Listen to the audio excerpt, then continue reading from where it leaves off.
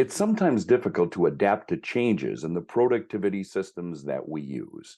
Hi, I'm Dave Edwards. I'm a big user of Evernote, as you probably know if you've followed me for any length of time. And because the Evernote application keeps evolving, it requires me to make changes in my system. For example, one of the biggest additions to Evernote has been the task function, and it's taken me a long time to get used to tasks within Evernote. And in fact, I took a very go slow approach to migrating my task list to Evernote from the application that I have used for many, many, many years. I had a chance to discuss tasks and the path to migrating to a new application with Brittany Naylor. She is Senior Community and Education Manager for Evernote. Brittany has produced many videos for Evernote on new features and I guess you could say is by nature an early adopter. But she admitted to me that I'm not alone in trying to make these kinds of changes. And oh, by the way, as you watch the video, watch the interesting thing that happened during the course of our conversation. It took me a while to figure that out. And, I did the video on my new task workflow, and I've been evolving that as well. Since I recorded that video, I think that was in, early August. So it's been a couple months now. I have improved my system, and I'm really leveraging, that filtered notes widget I filtered a notes widget based on notes that contain unfinished tasks, just to make sure nothing is slipping through, my radar. Uh, Mhm. and I've kind of improved some of those idea type tasks, things I'm not necessarily ready to put a due date on. I've kind of improved the way in which I'm organizing that. And so every week, every day, there's little tweaks made to the productivity system for me personally. And I know that's the case for a lot of people. The best advice, right, is to just try it. Don't be afraid of the fact that it might be cumbersome work. It might take a long time to really get it to a place where Mhm. it works for you every single day. Um, and I think it was David White, our director of product here at Evernote.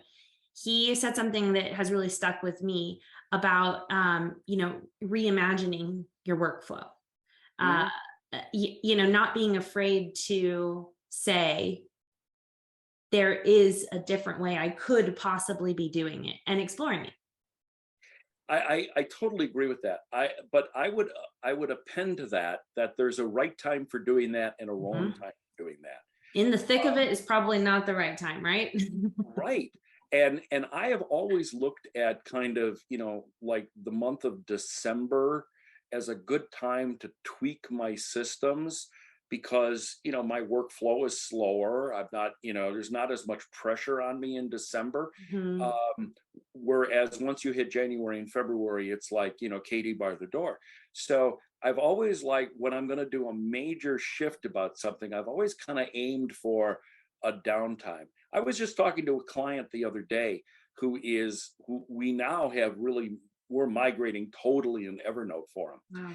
And but I said to him, look, you have to view this as a major project in your job. Mm. That if you try to do this as like a side thing, like, oh, when I get to it, you will never have the time to do it. So you've got to Mhm. block out some time on your calendar, just as if your boss said, hey, I need that quarterly report. You've got to set aside time to really do it and close the door and get it done. And that to me is also a part of this, where you've got to make the time to make your system work. I could not agree more. One of the best things I have learned from, working so closely with the Evernote experts is this concept of, actually scheduling time to organize. Like it's not something that just sort of happens. And so, like that Friday afternoon, I have that meeting that every meeting on my calendar where it's built in time for reflection and journaling and planning for the week ahead. Like I actually look at next week's calendar at the end of the day on Fridays so that I Mhm. know what to expect. I know what to organize at the end of the week to set myself up for that success and that productive moment in next week. No, that's absolutely true. And I actually take it one step further. I mean, I do that at the end of every week, but really every night I Wow. look at all of my I look at my task list and I write down 3 things that I'm going to do tomorrow. And Why and 3? I have just found that most days I can get 3 things done. Okay. Uh, I mean, between meetings and other things. And hey, Brittany, I'm retired now. I'm not going to work too hard. And by the way, one of the things on there is not my 2 o'clock nap. That's just kind of built in. No, but even when I had a 9 to 5, I would look at my calendar and I would say, "Oh, gee, I got a lot of meetings tomorrow. I'm going to accomplish 3 things." And I'd always make sure that there was one big thing, and there were the other two were maybe not quite as big, or it just kind of depended on the day. Mm, If I looked at my calendar for the next day and I only had one meeting, well, now I'll maybe put 5 things on that list. mm. But I used to write them on 3 by 5 cards. Now I write them on these little note cards, and I put it in front of my computer at the end of the day. So Okay. in the morning when I come in and I'm tempted to just snack on email, well, I've got this little card that's nagging me to say, "Hey, Dave, you promised yourself you're going to be doing these 3 things today." And it just keeps me honest. That's great. At what point are you going to start putting those 3 things into Evernote tasks?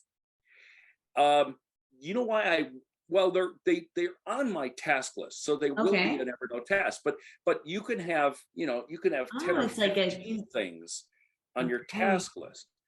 For me, I like the honesty of having a little card in front of me that Mm, just sits there and calls my attention rather than even have to opening up my computer. In okay. fact, when I worked my 9 to 5 and I had the 3 by 5 card, I would always put it in the pocket of my shirt.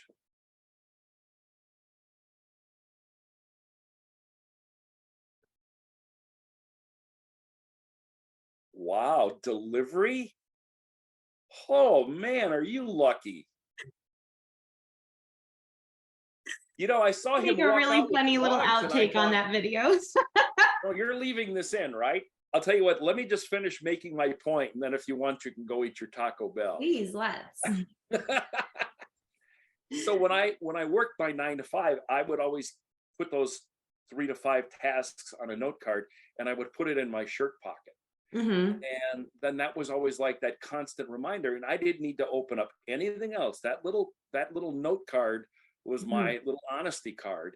And then I actually used it for another purpose. If you and I were in a meeting and I quick thought of something, I would just take off that card and on the back I would just write down 3 words, and that would be my reminder to add something into the task list. But so no, I need these like visual alerts. Okay. And while I everything that I want to store, I want in the cloud, I need visual alerts, in order to just kind of keep me focused through the day. It it is absolutely the most relatable thing. I couldn't agree more. I have a clock right here, on my computer. I have a clock right here on my phone, but I still can't tell you how many times I show up like 3 minutes late to a meeting. And so, I got myself my little timer, that kind of counts down until my meeting time. Like all of those types of visual cues are extremely important in productivity. And I think it's really important to point out that it's not 100% in Evernote all the time, always, because Evernote might not be open all the time, always in front of you, right? Yeah. Yeah. No, I think that's a very good point. And the fact that you work for Evernote and say that, I think is really important because that's what I tell people. I mean, look, Evernote is an incredibly valuable tool, but it's not going to make you a great employee. It's not going to make you a great boss. It's just going to help. It's going to give you the tools so that you have a better Mhm. shot at being the better employee and the better boss. And I think you've just got to use it to your advantage and also realize when it's not helping you.